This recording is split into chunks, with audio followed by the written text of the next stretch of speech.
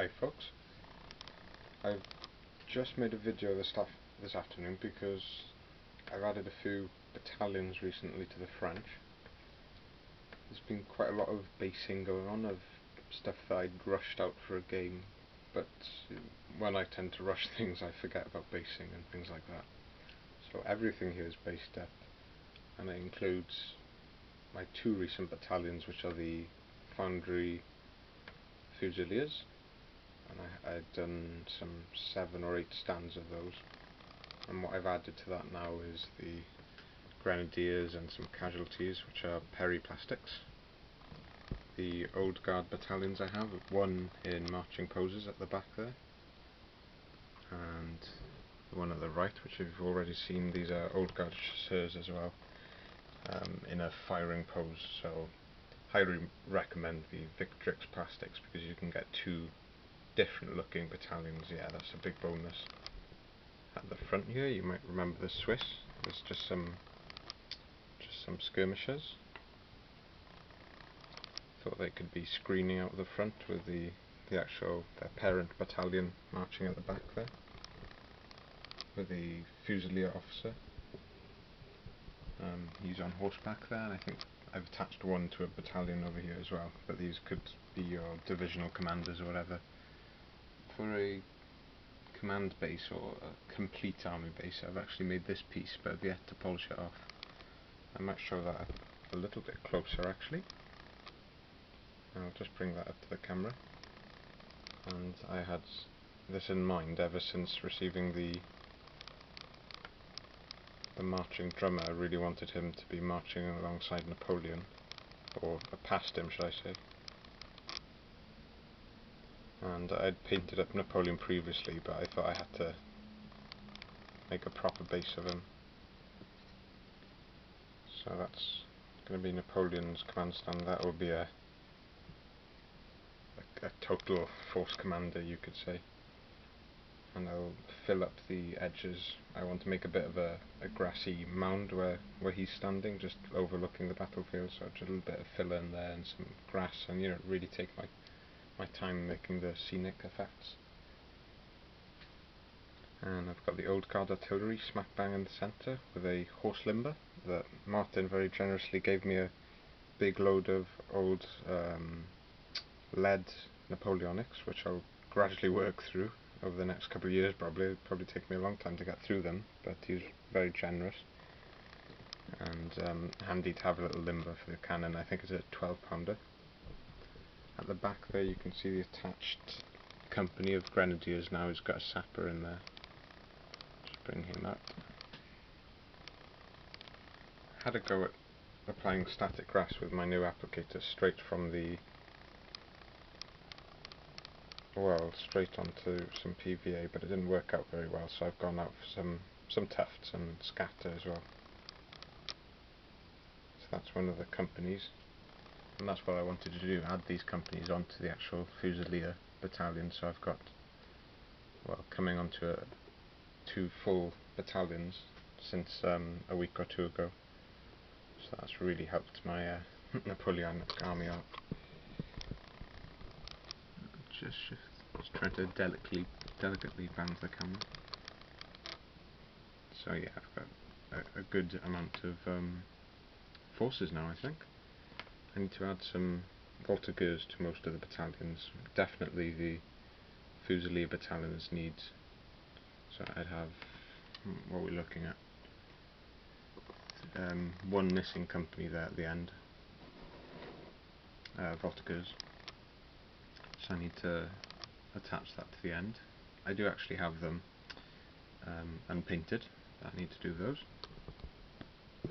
And ideally they'd be the same sculpts. Perry, they are Perry twins, but Foundry, the slightly older sculpts. Some of the casualties there. And it's basically the same deal with this battalion, but I'm a tad short on Fusiliers, as you can see by the Grenadier command stand, and the right of the line, or our left here, is made up largely of the new grenadiers that I've painted up. These are a mixture, of shakos, but largely the bear skins. So, not sure how much they place the unit time-wise. I was just reading about Borodino, and then the Retreat from Moscow as well. I've got an Osprey book on that, so I'm not sure if these would be suitable. I know that the shakos might be a bit too late, and I do have some of those, and a lot of guys in greatcoats, but those were very easy to paint up. Another stand of grenadiers.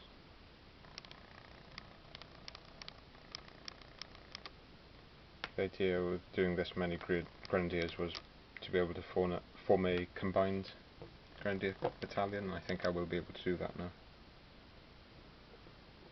The problem being you are depriving your battalions of that grenadier company, aren't you? I'm not sure what repercussions that has in black powder terms, or in other Napoleonic rule sets. Really happy with that sculpt. And the bloke in the back there has got his bonnet de police, one of the fatigue caps. The foundry sculpts have been lovely.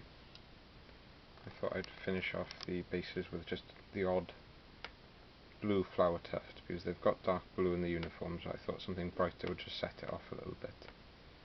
So yeah, that is it. I'll just show you the Grenadier command base, and thank you for everyone who's given tips on flags. It's just got Wagram there, and what else have they got? I think this is meant to be the infantry regiment of the... I've got it off somewhere. 19th line. I'm not sure where it says that. Oh, AU 19. And I've got it on a piece of paper. I think I'll glue it to the command stand as well. I know it's fairly arbitrary, but I thought it'd be nice to give them actual regimental names, or battalion names, I suppose. Looking at the Borodino force list, I was just so intimidated by the number of troops there. You'd never paint them up in a million years. The number of divisions that were engaged there was so high that you're talking 100,000 troops on each side. It's just a huge, huge battle. And there's battles within battles there, because a division was quite a sizable contingent. So you are really talking about, in 28 mil, you're laughing if you want to do one of these big battles. You're better off doing representing a part of the battlefield, maybe one of the divisions engaged. But you could always bring a battalion could perhaps represent a regiment. Then you're bypassing the need to paint up 5 battalions per regiment then. But yeah, hard pressed to do it in 28 mil, definitely. But it definitely has its place. I prefer painting them, and I prefer the overall look, and wargaming with them is a lot of fun. Not to say that I don't like the smaller scales. I think I've probably done what I can with that showcase there now. That's everything that I have painted for the French. I've got some on skirmish bases, but that's for the Peninsular War, and I'm not convinced that I'm going to be wargaming that anymore, so I might sell off my skirmishing collection and just concentrate on this stuff now. Because for me, this is the sort of where the serious fun is, I think. And trying to think of the opposing army that I would collect. Perhaps the Russians or the Austrians. Russians are definitely tempting, and you don't have to collect masses and masses of any one enemy. You could do some Austrians and some Russians, so you could have an Austro-Russian force facing the French, perhaps, as was the case in some battles. But yeah, a lot of fat to chew over, and I'll leave you with that, folks. Just got a little diorama to finish off, and Napoleon's command stand, and we'll see where we are then. I know that James is sending some Zulus for me to paint up, so those will be a welcome sight in the post for sure. And thank you very much for listening, and catch up with you again soon. Ta-ra.